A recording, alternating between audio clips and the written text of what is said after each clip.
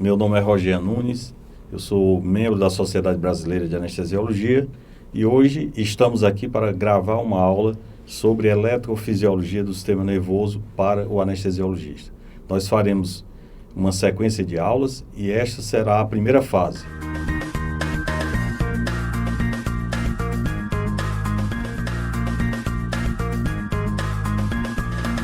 Muito bem, o eletroencefalograma ele serve para fazer a medida da atividade elétrica das células do sistema nervoso central. Então, é importante e ele foi utilizado a primeira vez em 1924 por Hans Berger, onde ele, através de vários estudos, conseguiu captar a atividade elétrica do sistema nervoso central através de um galvanômetro balístico. Na verdade, a primeira vez em que ele fez a captura dessa atividade elétrica com sucesso foi no seu próprio filho. A partir daí, os estudos começaram a ser publicados por Berger e depois de 1930, especificamente em 1938, 37 mais ou menos, ele já havia publicado 14 relatórios relacionados à atividade elétrica do sistema nervoso.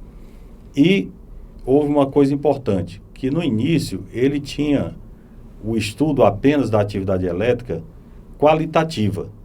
E depois da década de 30, utilizou-se então um argumento matemático, fazendo com que essa captação da atividade, que antes era qualitativa, fosse transformada em quantitativa através da transformada de Fourier, da análise espectral da atividade elétrica bruta do sistema nervoso central. A transformada de Fourier foi importante porque é um argumento matemático que permite fazer com que a atividade elétrica bruta do sistema nervoso central possa ser desmembrada e nós avaliarmos cada banda que compõe aquele sinal original. Então, como vocês podem ver na parte superior, nós temos uma atividade bruta que, depois que foi aplicada a transformada de Fourier, nós desmembramos esses sinais. E aqui embaixo é uma amostra do sinal, de um dos sinais que foi desmembrado. A importância de tudo isso é que, a partir de então, nós conseguimos caracterizar o predomínio de cada banda em determinadas regiões do sistema nervoso central. Esta década de 30 foi muito importante porque os estudos foram se avolumando e em 1937, Gibbs publicou um trabalho importante mostrando as variações da atividade elétrica do sistema nervoso central quando utilizou o pentobarbital e depois também utilizou o éter. E os resultados mostraram que os dois fármacos utilizados naquela época causavam alterações semelhantes, ou seja, à medida que o paciente vai dormindo, a atividade elétrica vai lentificando e a amplitude vai aumentando. E isso foi muito importante e a conclusão, como nós falamos agora há pouco, mostrou que o eletroencefalograma seria uma ferramenta importante para ser avaliada a profundidade da anestesia com esses dois fármacos e que também o álcool causaria ações semelhantes ao éter. Durante muito tempo se estudou a atividade elétrica do sistema nervoso central utilizando apenas o visual bruto do eletroencefalograma. E nós sabemos que, na verdade, o eletroencefalograma ele é composto pela atividade elétrica cortical e subcortical e também a atividade elétrica da musculatura facial, haja vista que os sensores que são colocados na face, todos eles estão sobre a musculatura facial, que é inervado pelo sétimo par. Então, nós temos a captação tanto do sinal da atividade elétrica córtex e subcórtex, como também da atividade elétrica da musculatura facial. E essa atividade elétrica é o resultado da ação de vários componentes que agem no nosso organismo. Então, estímulo álgico, luz, audição, todos eles contribuem para alterar a atividade elétrica do sistema nervoso. Toda essa atividade elétrica ela é carreada através da medula, passando pelo tálamo, essa estrutura importante aqui que é a região subcortical, e a partir daí os estímulos vão para o córtex sensitivo primário, onde a atividade elétrica vai aumentar. Dessa forma, os estudiosos e os bioengenheiros desenvolveram os equipamentos que captam essa atividade elétrica, fizeram uma filtragem dessa atividade elétrica e, a partir daí, geraram índices que nós utilizamos hoje para avaliar a profundidade da anestesia ou saber se houve alguma alteração da atividade elétrica compatível com hipoperfusão do sistema nervoso central. Para quantificar a atividade elétrica do sistema nervoso central, existem alguns pontos já determinados pela neurologia onde nós devemos colocar os eletrodos. E o sistema, ele funciona basicamente através de diferença de potencial. Ou seja, eu tenho que ter um ponto onde é a referência e o ponto onde vai ser medido relacionado àquela referência. E na neurologia, os pontos referências são aqueles colocados na região central do couro cabeludo. Alternativamente, pode-se utilizar a aurícula esquerda ou a direita, principalmente nos lobos, o lobo auricular direito ou o lobo auricular esquerdo, para funcionar também como um ponto de referência. Então, vocês podem observar na figura, aqui ao lado, que nós temos um sensor colocado na região frontal e temos mais outros sensores, outros eletrodos distribuídos, mas sempre em pontos de referência da neurologia, como vocês podem ver, distribuído também no couro cabeludo, nessa figura aqui ao lado, mostrando todos os pontos do que nós chamamos de sistema 10-20, que já é mundialmente aceito pela neurologia. Então, todos esses pontos são colocados. Na anestesia, quando nós vamos monitorizar a profundidade, nós utilizamos menos pontos. Utilizamos 2 ou 4 pontos, dependendo do sistema, se é unilateral ou bilateral. Mas sempre temos que seguir aquilo que é determinado e que é normatizado já pela neurologia há algum tempo. Um dos pontos importantes que eu queria falar agora é relacionado ao eletrodo. Todas as vezes em que nós colocamos um eletrodo, é importante que ele seja bem adaptado para que não haja uma impedância aumentada, já que nós trabalhamos com um sistema que a captação do sinal é em microvolts, não é em milivolts, como nós observamos no eletrocardiograma. E essas impedâncias, elas têm que estar abaixo, idealmente, de 5 kΩ. E não pode haver uma diferença muito grande entre um eletrodo e outro, porque eles acabam criando uma diferença de potencial que vai gerar um sinal de qualidade duvidosa. Outro ponto importante é que a adaptação do eletrodo ela tem que ser muito firme. Não pode ficar ar entre a pele e o eletrodo, porque isso pode gerar o que nós chamamos de estouro de eletrodo. Ou então, quando nós colocamos o eletrólito e apertamos muito, se esse eletrólito se comunicar com o eletrólito do eletrodo vizinho, você pode ter a chamada ponte de sal. E os dois eletrodos funcionam dessa forma, como um eletrodo único, gerando um sinal inadequado.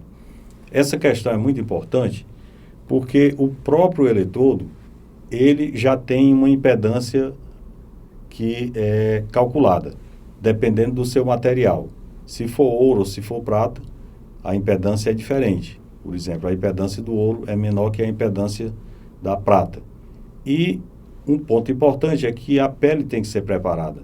Para reduzir essa impedância, nós temos que diminuir a camada de células mortas que tem na pele, fazendo uma limpeza de maneira adequada e colocar o eletrodo somente depois que preparar adequadamente a pele e de maneira que a fixação não promova o que nós colocamos agora há pouco de estouro de eletrodo.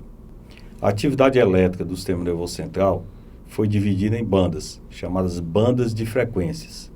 E essas bandas, elas têm a sua divisão baseada em hertz.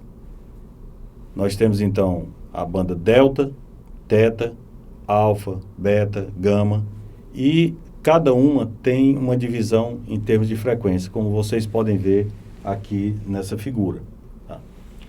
E existe tanto a frequência como existe também a amplitude, que nós chamamos amplitudes elevadas ou amplitudes reduzidas. A média de amplitude da atividade elétrica é em torno de 50 microvolts. E a frequência, normalmente, do elétrico que nós observamos, ela vai até 70 Hz. Então, essa é a denominação que se dá para a atividade elétrica, baseada em amplitudes e baseada em frequências. Vocês podem observar que nas frequências de banda delta, teta, as amplitudes são maiores.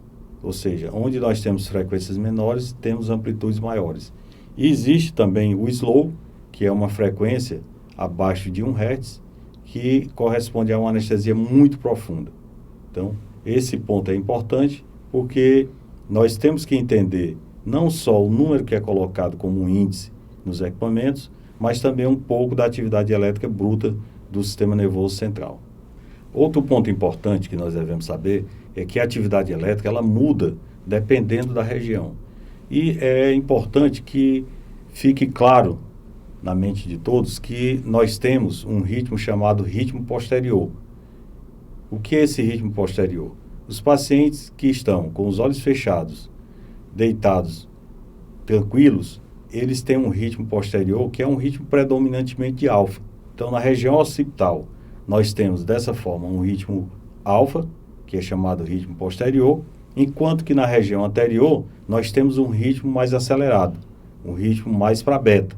Como vocês podem observar nessa figura, a parte posterior, que é sempre abaixo de toda a documentação, ela tem um padrão alfa, mostrando que esse ritmo posterior, ele não acontece quando o paciente está com os olhos fechados em outra região. O que é predominante no ritmo posterior é a região occipital, quando o paciente está com os olhos fechados. É importante frisar o que nós falamos agora há pouco, de que o ritmo posterior ele é predominante quando o paciente está com os olhos fechados. Como vocês podem observar nessa figura. O paciente com os olhos fechados, ele tem um predomínio alfa. Quando ele abre os olhos, o predomínio alfa posterior, ele desaparece. Ou seja, esse ritmo posterior, que nós chamamos de alfa, ele é predominantemente quando o paciente está com os olhos fechados. A atividade elétrica bruta do sistema nervoso central, ela é importante de ser analisada, mas existem argumentos matemáticos que transformam essa atividade elétrica bruta em índices. Além desses índices, também existe uma forma importante de avaliar a amplitude, que nós chamamos de supressão quando ela está muito baixa. Na neurologia, considera-se supressão quando a amplitude está abaixo de 20 microvolts. Para alguns equipamentos usados na anestesia, eles consideram a supressão como valores menores, como nesse caso que vocês podem observar, a supressão fica em mais ou menos 5 microvolts.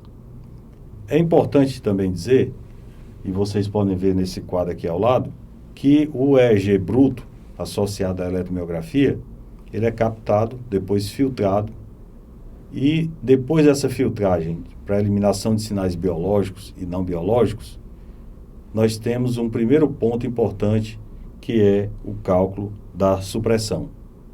Essa supressão, nesse equipamento chamado de índice bispectral, ela é considerada quando nós temos amplitudes menores que mais ou menos 5 microvolts nos últimos 60 segundos, como vocês podem observar aqui nesse quadrinho em vermelho. A taxa de supressão normal, ela é 0. Qualquer número diferente de 0 significa dizer que ou a anestesia está muito profunda, ou existe hipoperfusão do sistema nervoso, ou ambas. Um dos casos que é menos frequente é durante a hipotermia profunda, mas isso somente ocorre quando nós colocamos o paciente em parada circulatória total. Relembrando, o valor normal da taxa de supressão é 0. A avaliação da atividade elétrica bruta ela é importante porque nós temos, além da taxa de supressão, um indicador chamado surto-supressão. Nós somente temos taxa de supressão diferente de 0 quando observamos uma atividade elétrica chamada de surto-supressão. O que vocês observam aqui do lado, onde temos uma atividade de surto, basicamente com ritmo alfa, e depois uma supressão, uma linha quase isoelétrica, e caracterizando o quadro que nós falamos agora há pouco. Isso aqui é um surto-supressão. Paciente que tem surto-supressão, provavelmente tem uma anestesia profunda ou hipoperfusão do sistema nervoso central. E todo paciente que tem surto-supressão, ele vai ter uma taxa de supressão diferente de zero, como nós havíamos falado anteriormente. Aqui é um segundo exemplo do paciente que tem no EEG surto-supressão também. Nós observamos que ele tem uma taxa de supressão de 7 e tem um padrão de atividade elétrica também bem característico de surto-supressão. Vocês podem observar que é frequente aparecer o surto-supressão. A conclusão dessa primeira parte ela é importante porque a eletrofisiologia ela é básica para que nós possamos entender a aplicabilidade clínica do eletroencefalograma e a avaliação durante a anestesia. Então, nós faremos uma outra parte, em outro momento, mostrando a utilização clínica de tudo que nós aprendemos hoje.